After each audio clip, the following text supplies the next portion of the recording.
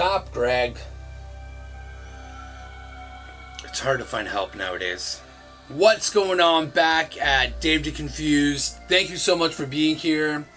Today, my cousin Jess and I are talking about crazy paranormal stories that happened to us. Now, for the longest time, I always thought I was kind of like the only one in my family that had paranormal experiences because nobody ever talked about it. It was never brought up in conversation, and I'm a lot younger than a lot of my cousins. Like, I'm the youngest grandchild on that side of the family, and that like bracket of cousins, I'm the very youngest. So, you know, it just wasn't something that was talked about, and definitely not talked about with me around. But when I learned that my cousin Jess was actually talking about this stuff online, I thought it was really, really cool and interesting because it felt like I wasn't the only one that was essentially experiencing these weird phenomenons that I just can't explain. And one of the craziest stories that always comes to mind with me was when I was living in my first basement apartment with my now wife, girlfriend at the time, Patricia. We always knew that there was something in our apartment. We always knew. We didn't expect it going in because it was a newer house, so you think like if there is going to be a ghost, if there is going to be something, it's going to be in an older house where like a lot of things have happened. It's not going to be in a newer house. I was grossly mistaken. I was very wrong. And we would justify things that happened, like when we would come out of our bedroom and all of our kitchen cupboards were open and our faucet was running on full. Or if we go into our bathroom and our bathroom faucet was on, or you know, the shower was on. It was just all these things happening, and we were just like, oh, it's the plumbing. It's the bad craftsmanship that went into the cabinets, and we just always had an excuse, right? Then we got a bunny. We got a pet bunny, and we kept it in like a cage that was like massive. It was like a big, massive like cage for it. And we would let it out all the time, and it would run, and it would like cuddle with you and everything. It was an amazing pet. But there would be tons of times where the cage would be unlocked and opened, and the rabbit would just be like running around at like 3 a.m. But there's no way that the rabbit could open the mechanism in order to open the cage. It just isn't physically possible. So we were like, what is going on? And there was one night where my wife said that she saw a tall figure that looked to be kind of like an older man standing in the doorway of our room at like 3 a.m. And it really freaked her out.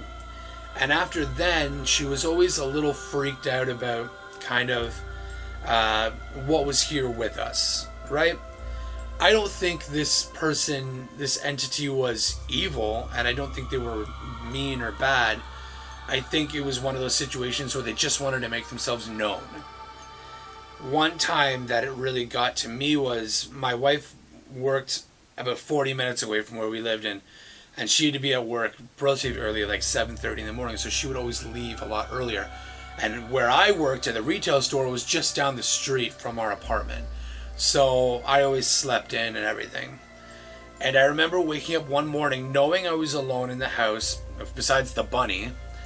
And I got up and I went to the bathroom and I started brushing my teeth. And as I was brushing my teeth, the bathroom door behind me slowly closed. And then it like clicked shut. And I know the bathroom that if you were to just slowly touch the door, you needed a little more pressure to click it shut. So I was like, that's weird, maybe Trisha's home. So I opened the door and I walked out, and Patricia was not home. Like it was a small apartment, I would know. She wasn't home. So I was like, that's really weird. That's weird that happens. And so I went back and I continued to brush my teeth in front of the mirror, and I bent over to kind of put water in my mouth and rinse my mouth out, and when I came back up, the door slammed shut behind me. And I freaked out, and it was one of those moments where I was so scared. I was like in the bathroom, like trembling, like what do I do here? I want to know what's going on, but what do I do? Like I'm terrified. And I slowly, it took me about 10-15 minutes, and I slowly just went and I opened the door, and there was nothing there. And in my head, I justified it again, where I was like, maybe it was the wind that did it. Which, looking back now, that's impossible, because I was in a basement apartment with windows that were this big. It was not possible. At the time, I was like, maybe it was the wind that did it. I'm just in my head. It just doesn't work. And then I go into the bedroom to get dressed, and I hear something hit the floor out there. And I was like, oh my God, what is going on? And so I walk out, and one of my wife's books, I think it was a Harry Potter book, was on the ground. But it was 20 feet, 25 feet away from the bookshelf. And there's no way, if a book fell, it would land that far. There's no way. And in my head, I was like, I can't be here anymore. I cannot. So I literally grabbed clothes, my work clothes, put them in a bag, and left. I was so scared about going back. And so I was like, no, I can't, whatever, I can't. And I called my wife, and I was like, this is what's happening this morning. I don't know if I can be there alone again. It's crazy. And yeah, that's my paranormal story. Here is Jess with her paranormal experience. Hey guys, it's Jessii Vee, and I'm so happy to be back here on the Dazed and Confused channel. So today I'm going to be telling you guys two very creepy stories that happened to me. If you are a long-time viewer of mine, you've probably heard these stories before. I'm going to be talking about my very first paranormal experience ever when I was a kid, and I'm also going to be talking about the scariest paranormal experience that I've ever had, and that happened a couple years ago. So the first time I ever had any experience with a ghost, I was probably 8 or 9.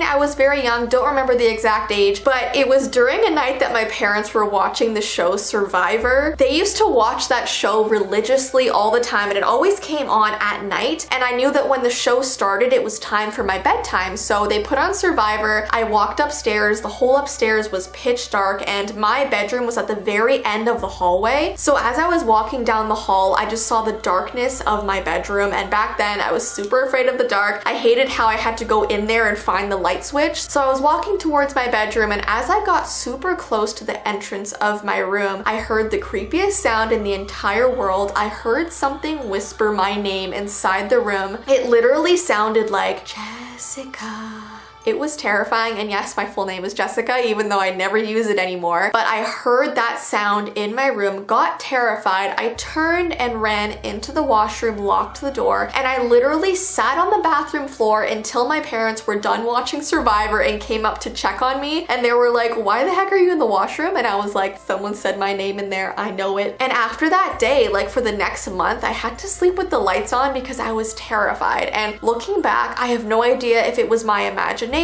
or if something was actually calling to me. It's actually really scary to think about. And then my scariest paranormal experience ever was from a few years ago. I think Ty and I had only been dating for about a year or two at this point, but there was this one winter where we got really sick, probably the most sick I've ever been in my life. We had some sort of flu. I had a horrible cough, a really high fever, and we were sick for about 6 weeks straight. And I remember during the 5th or 6th week, I was lying in bed in the middle of the night, and I just thought oh my gosh, I feel like I'm going to die. That's how sick I was. And as I lied there, I was woken up by some sort of shuffling in the room, and I sat up in bed, and at the very end of my bed, I saw this tall, dark figure just hovering, leaning over the bed, staring at me. And I remember just being so shocked. I was just sitting on my bed in place, wondering what the heck was looking at me, wondering if my fever was causing me to see things. I definitely knew I was awake because I could move. I was actually starting to wake Ty up, and the next day we spoke about it. He told me that a couple days earlier he had seen a tall dark figure standing by our window in the room. So it freaks me out to this day that we both saw this tall dark figure and still don't know what it was, why it was there. Were we both just in such a fever that we were seeing things? I have no idea, but to this day it's the scariest thing I've ever seen in my life. Anyways guys, I hope you enjoyed my 2 mini story times, and definitely make sure to comment down below your scary stories so that me and Dave can read them, because I love hearing all of your creepy experiences. But yes, thank you, Dave, for having me back on your channel, and I cannot wait to hear his scary stories. All right, guys,